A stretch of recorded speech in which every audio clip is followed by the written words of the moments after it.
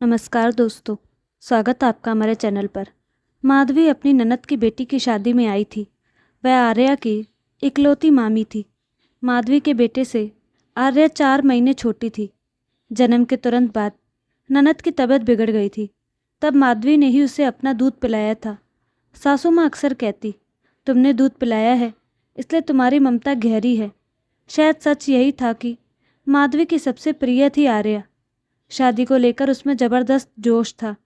उसने जिद करके माधवी को शादी से 1 हफ्ता पहले ही बुलवा लिया था। स्टेशन पर नंदोई और बांजा लेने आ गए थे। माधवी ने नंदोई को गौर से देखा तो उनके माथे पर बेटी की शादी की चिंता की रेखाएं साफ झलक रही थी। माधवी उनकी परेशानी समझ सकती थी। घर पहुंचते ही आर्या दौड़ी चली आई और माधवी से लिपट गई। मामी के आते ही उसके चेहरे पर चमक लौट आई। दोपहर के भोजन के बाद आर्या ने अपनी शादी की तैयारियां दिखाना शुरू किया। हाथ में एक डायरी और पेन लिए वो माधवी के सामने बैठ गई और बोली, मामी ध्यान से देख लीजिए, जहाँ कुछ कम लगे बता दीजिएगा। ये देखिए, बनारसी साड़ी, सास के लिए साड़ी, ननद के लिए साड़ी। माधवी मुस्कुरा पड़ी। अरे वाह, तुमने तो शानदार खरीदारी की है। हर चीज़ बेहतरीन है, कहीं कोई कमी नहीं लग रही। बहुत शाबाश, आर्या खुशी से बोली। थैंक यू मामी, आपका जायका थोड़ा अलग है।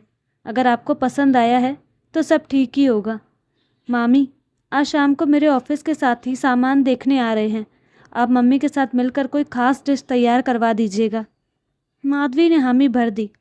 अभी तो उन्होंने सारा सामान गौर से देखा ही नहीं था। उन्होंने सोचा कि शाम को सबके सामने ही बाकी चीज़ें देख लेंगी। आर्या अपने पिता के साथ बची हुई तैयारियों पर बातचीत कर रही थी। माधवी के मन में अब अपनी बेटी की शादी की चिंता भी घर करने लगी। इतनी व्यवस्था वह कैसे संभाल पाएगी। शायद अब लड़का देखना शुरू करना पड़ेगा। ननद का बेटा आदित्य एक कोने में चुपचाप खड़ा था। उम्र में आर्या से 4 साल छोटा, पर समझदारी में बड़ा था। उसे उदास देखकर माधवी को लगा कि शायद वह अपनी बहन के ससुराल चले जाने के विचार से व्यथित है। शाम होते ही आर्या की ऑफिस टीम आ पहुंची। आर्या उत्साह से शादी का सामान दिखा रही थी। ननद भी जोश में सबका स्वागत कर रही थी। आदित्य दौड़ भागकर मेहमानों की खातिरदारी कर रहा था। सारा सामान देखते ही माधवी की आंखें खुली की खुली रह गई। इतना दहेज! यहाँ तो पूरा बाजार ही सजा दिया गया था। रात को छत पर टहलते हुए माधवी ने आदित्य से हॉल, बेड, पटाखे और तंबू के इंतज़ाम के बारे में पूछा। उसने कहा, मामी सब तैयार है, एडवांस भी चुका दिया है, बस 2 दिन पहले तंबू लग जाएगा। माधवी ने उसे प्रोत्साहित करते हुए कहा, आदित्य तुमने बहुत अच्छा प्रबंध किया है। देखना, तुम्हारी भाभी भी बहुत सुंदर आएगी। आर्या बहुत खुश है। पैसे वैसे की कोई दिक्कत तो नहीं है बेटा? आदित्य ने उदास स्वर में कहा, नहीं मामी जी, सब ठीक है, बस फूल और मिठाई की बुकिंग बाकी है। दीदी ने हर चीज़ अपनी पसंद की ही ली है।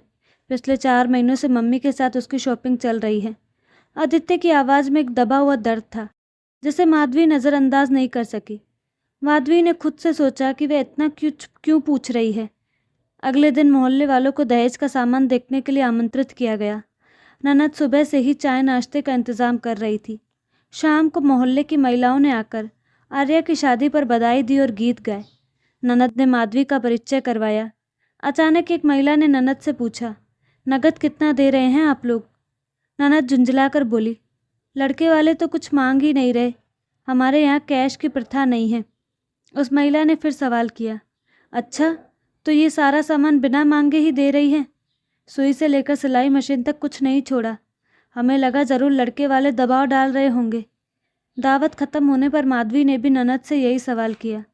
ननद हंसते हुए बोली, भाभी आपको तो पता है आर्य को कितनी शौकीन है, हर चीज़ का क्रेज़ है उसे।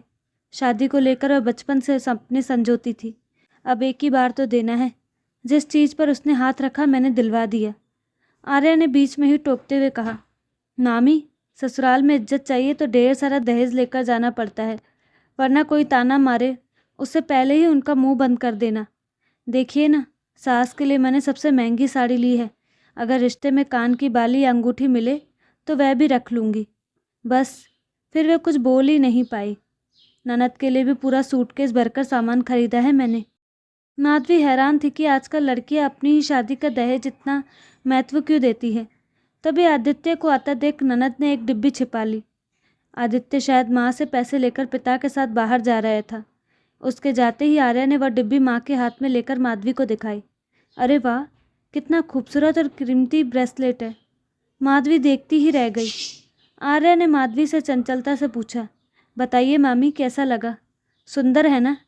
आपके दामाद की आंखें फटी की फटी रह जाएंगी। माधवी सचमुच आर्या की बुद्धिमत्ता पर मुग्ध हो रही थी। इतनी उम्र पर इतनी समझदारी। चैन के बदले ये ब्रेसलेट अद्वितीय था। ननद ने रहस्य खोला। चैन तो हमने सगाई के लिए बनवा ही रखा है। ये ब्रेसलेट आर्या अपनी तरफ से दामाद विवेक को गिफ्ट करेगी। अपनी सैलरी से खरीदी है इसने। माधवी आर्या की चतुराई से प्रभावित हो चुकी थी। अगले दिन सुबह सुबह घर पर एक व्यक्ति से बातचीत कर रहे थे नंदोई। आदित्य कुछ तनावग्रस्त सा खड़ा था। माधवी ने देखा कि उस व्यक्ति ने नंदोई के हाथ में एक बड़ा लिफाफा थमाया और बदले में कुछ कागजात पर उनके हस्ताक्षर करवाए। माधवी को ननद से इस बारे में पूछना ठीक नहीं लगा। संगीत की रस्म एक बड़े विवाह हॉल में तय की थी। सगाई, हल्दी और फेरे सब वहीं होने थे। कार्यक्रम के बीच में ही आदित्य ने अपनी माँ को बुलाया। काफ़ी देर तक जब वो नहीं लौटी तो माधवी चिंतित हो उठी। पास के कमरे से आदित्य और ननद के झगड़े की आवाज़ आ रही थी। नंदोई चुपचाप कुर्सी पर बैठे थे। माधवी को आता देख ननद ने बेटे को चुप रहने का इशारा किया, पर आदित्य माधवी को अंदर खींच लाया और बोला, मामी, आप ही समझाइए मम्मी को। अब तो हद हो गई है। रोज़ नई नई मांगों से मैं और पापा तंग आ चुके हैं। दीदी की अनजान इच्छाओं को पूरा करके मम्मी ने इतना पैसा खर्च कर दिया है कि अब पापा भी हार मान चुके हैं। मैं छोटा हूँ। जब भी दीदी या मम्मी से कुछ कहता हूँ, दोनों मुझे चुप करा देती है। मामी, दीदी के ससुराल वाले इतने समझदार है कि उन्होंने शादी में एक चीज़ भी नहीं मांगी।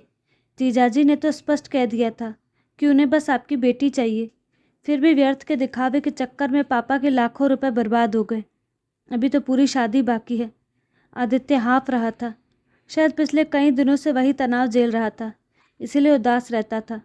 माधवी ने ननद की ओर देखा तो वे बेटी का पक्ष लेते हुए बोली, अब मैं क्या करूं भाभी?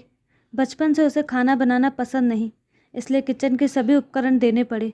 रोटी गोल नहीं बनती तो रोटी मेकर ले लिया। सजने संवरने का कितना शौक है उसे। बिना मैच किए वो कपड़े कहाँ पहनती है। ससुराल वाले ताने तो नहीं मारेंगे। विवेक और उसके माता पिता ने अभी कहा है कि कुछ नहीं चाहिए, पर बाद में कुछ कहेंगे तो क्या वह वहाँ टिक पाएगी? मेरी बेटी बहुत स्वाभिमानी है। आदित्य बस बात बढ़ा रहा है। बेटी की शादी तो एक ही बार होती है, थोड़ा बहुत कर्ज तो लेना पड़ेगा ही। नंदोई, जो अब तक चुप बैठे थे, अचानक फट पड़े। क्या तुमने कभी अपनी बेटी को घर के काम सिखाए? कभी समझाया कि घर का खर्च कैसे चलता है? सुबह से शाम तक उसकी आया बनकर तुम ही घूमती रहती हो। अब ससुराल भेजने से क्यों डर रही हो? लड़कियां चाहे जितनी पढ़ी लिखी हो, नौकरी करे या आधुनिक हो, ससुराल में कुछ न कुछ काम करना ही उन्हें शोभा देता है। क्या तुम्हें लगता है कि ढेर सारा सामान दे देने से उसकी कमियां छुप जाएंगी? आज शाम के नाश्ते और रात के खाने में ही उसने कितना पैसा लगाया है पता है? 2 जगह से 20% ब्याज पर उधार लिया है। अब आगे कोई नहीं देगा और न ही मैं चुका पाऊंगा। हम इतने भी अमीर नहीं हैं। उनकी किस्मत अलग है। बेटी की हर सही गलत जिद पूरी करके तुमने अपने पैरों पर कुल्हाड़ी मारी है। मैं अब और नहीं सह सकता। भाभी की बेटी को तो तुमने देखा ही है। बचपन से घर का सारा काम संभालती है। पढ़ाई में तेज है, समझदार भी है, तुम्हारी बेटी की तरह नहीं। माधवी सचमुच आज अपनी बेटी पर गर्व महसूस कर रही थी। शादी अभी नहीं हुई थी, पर उनकी परवरिश पर उन्हें पूरा भरोसा था। हम अक्सर ससुराल वालों को दहेज मांगने का दोष देते हैं, पर हर बार ये सच नहीं होता। आज लड़कों की सोच बदल रही है। वे दहेज के सख्त विरोधी बन रहे हैं। दामाद अब अपने ससुराल का सम्मान करना सीख रहे हैं। आजकल लड़कियां दहेज इसलिए जाती है क्योंकि उन्हें इसका लालच है, बल्कि इसलिए कि वे ससुराल वालों को उस बोझ तले ज़िंदगी भर दबा सकें। मध्यम वर्गीय परिवारों में बड़े सेलिब्रिटीज़ की नकल करना फैशन बन गया है। चमक दमक और दिखावे वाली शादियों का तमाशा करके या तो ये लड़कियां अपना ही मजाक बनाती हैं या अपने माता पिता का। दहेज प्रथा तभी ख़त्म होगी जब लड़कियां स्वयं इसे न कहे। आज आदित्य के विरोध ने माधवी को एक गहरा सबक दिया। बेटियों को दहेज में अच्छे संस्कार और ससुराल के प्रति सम्मान देना ही सबसे बड़ा दहेज है। अपनी कमियां छिपाने के लिए दहेज का दोष ससुराल पर थोपना पूर्णतः गलत है। यदि बेटी अपने पिता की आर्थिक स्थिति नहीं समझ सकती तो दामाद से अधिक उम्मीद करना व्यर्थ है। तो दोस्तों, आपको कहानी कैसी लगी अपनी राय कमेंट बॉक्स में ज़रूर दें और साथ ही हमारे चैनल को लाइक शेयर सब्सक्राइब करना ना भूलें। धन्यवाद।